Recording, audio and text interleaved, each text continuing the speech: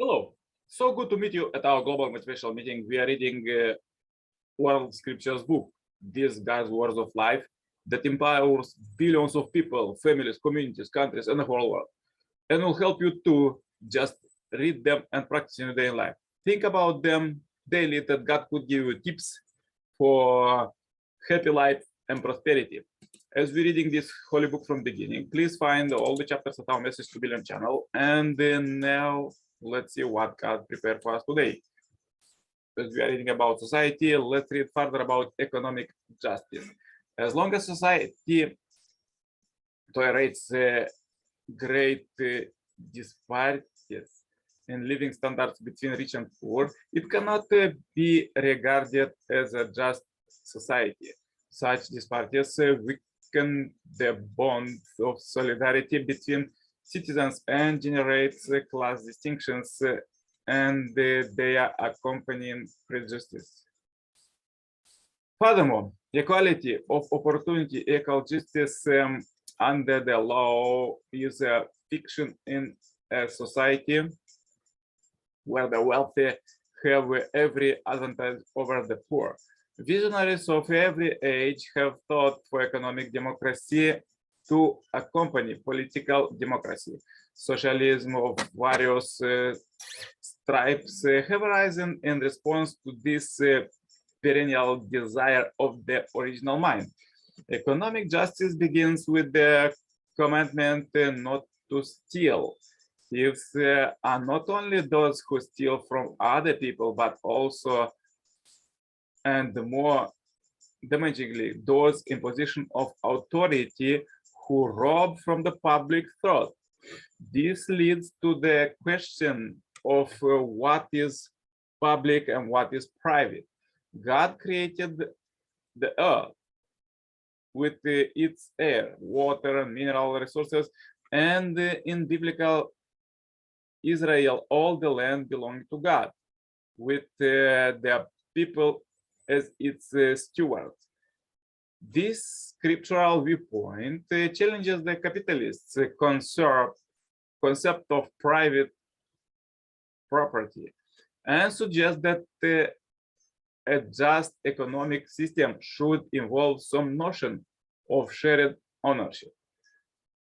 Furthermore, from God's perspective, all people are members of one family. How then can the wealthy sleep in good conscience while some of their brothers and sisters go hungry? The early Christians held all property in common, a tradition that has persisted in utopian socialist experiments to this day. The key to success socialism, according to Father Moon, is God's love, which is the fault of the impulse of charity and brotherly love. It can prompt the wealthy to share their blessings, creating a virtuous cycle of giving. Communism, on the other hand, sought to institutionalize common ownership through a state mechanism that took from the rich to distribute to the poor. It utilized proletarian resentment to justify what was essentially stealing, enforced with great brutality. It took this despicable strategy in Father Moon's view because of its atheism and hostility to religion. Instead of looking to the state to redress economic imbalance, we can look to ourselves. We can choose to strive only for our individual profit and instead regard each other as brothers and sisters, members of God's family. Then, just as family members apportion income and expenses when making their monthly budget, people of each village or neighborhood would meet on a regular basis and voluntary apportion income and share expenses to promote fairness and equality. By the same token, employers and factory owners should pay their workers at the same wage, not only to encourage their good industry, but also out of regard to their value as human beings.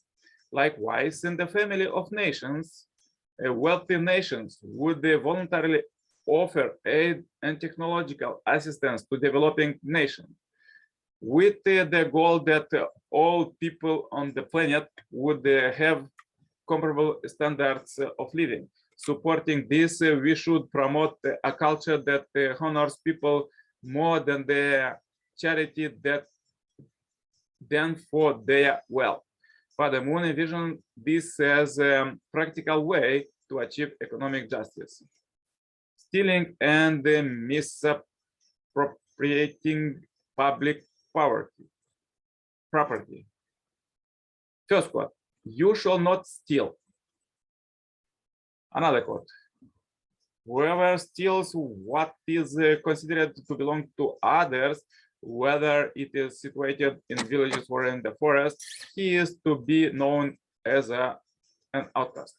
Whoever having contracted debts default when asking to pay returns, I am not indebted to you, he is to be known as an outcast. Whoever is destroys of stealing even a trifle and mugs a person going along the road in order to take it, he is to be known as an outcast. Another quote, lo, those who devote the wealth of orphans wrongly, they do but shallow fire into their bellies, and they will be exposed to burning flame. Another quote, as for the thief, both male and female cut off their hands. It is the rewards for their own deeds and an exemplary punishment from God. Oh my God. Another quote, private property does not constitute for anyone an absolute and unconditional right. No one is justified in keeping for his exclusive use what he does not need when others lack necessities. Let's read further quotes from the Messiah, Father Sun and Moon. Religion teaches people to deny and reject everything that our body desires. Our body tells us to steal food when it is hungry, but heaven teaches us always to say no to that impulse. What is wrong with stealing? The item you steal is the result of someone's sacrifice and service. Hence, it has public value. When you take it without paying anything for it, you negate that public value. That is a sin. The fall took place when the archangel, rather than respecting Adam and serving him sacrificially, instead manipulated the situation to swindle Adam. Then he looked at God's creation, looting, destroying, and swinging follow upon hatred and deception. If you take part in any of this, you will go to hell. When using public funds, you should have a more anxious heart than I about using the money correctly. You should feel that taking even 1 penny for your personal use is as painful as amputating one of your limbs. If you are casual about public funds, you will inevitably decline. The sin will come around the bite you. You may be swindled, robbed, or even killed. All events in history are the expansions of the deeds of individuals. What means and methods have successful people used to rise to the top?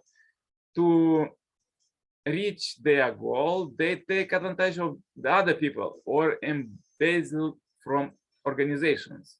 This has been the tradition throughout history, even ever since the human fall, when human beings received the blood of Satan, they unconsciously became arrogant and started using others to satisfy their own needs. That has been the direction of human history. It is the result of the seed sown at the fall. Suppose while walking down the street, you find a golden nugget that fell from somewhere. Do not take it for yourself. If you do, is as if you were committing a thief. Such found money is public money. Therefore, you should not use it for yourself.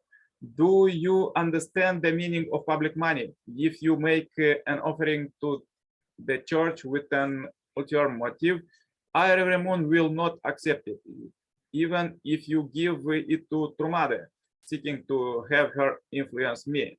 I do not touch it. Misusing public money is more fearful than taking poison. You will surely be caught and made to pay when you arrive in the spirit world. If you value your personal property more than public property, you are violating the way of heaven. If you value your personal integrity more than public integrity, you are contrary to the way of heaven. The things that you own, your material possessions, are not truly your own. You are their temporary steward. One of the main teachings of the Unification Church is what is mine is yours. Yours is the nations, and the nations is the world. The world is God's, and God's is mine. So powerful quotes for today. If you have difficulties, please watch one more time this video, share this video as we end this video on Happy Life Subscribers Marathon. Contact me for consultation, cooperation, and become a member of this Heavenly Parents Holy community globally. Receive Heavenly Kingdom citizenship right now. The contact is below. See you tomorrow. Till then, turn on suggestion playlist and choose the best one. Listen God's word. Stay blessed all the day. Bye bye. Yours, Nicolae.